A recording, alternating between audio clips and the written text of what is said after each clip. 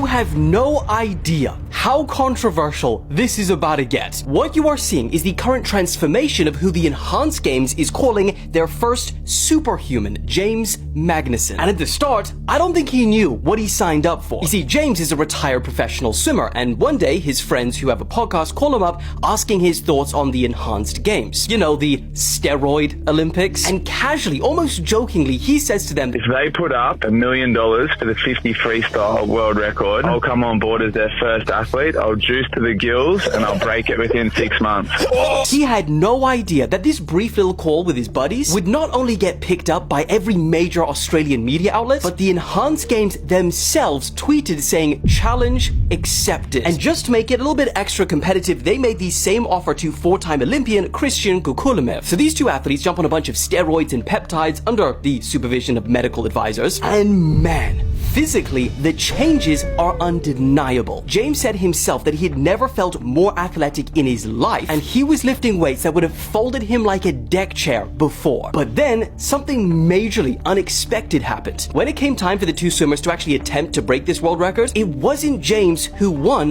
the $1 million.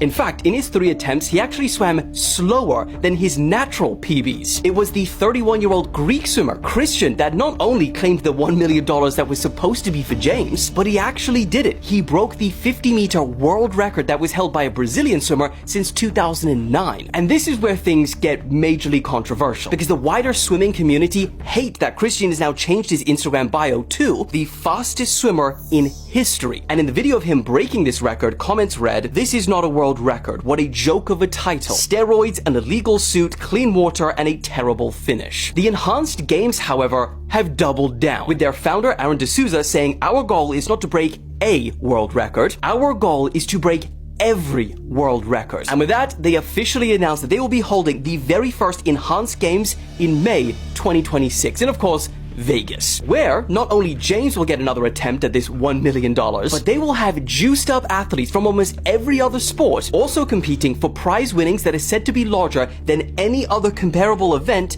in history. The head of the US anti-doping agency called it a dangerous clown show, and two-time Olympic champion Kieran Piker said that it was borderline criminal and that someone would die if this was allowed to go ahead.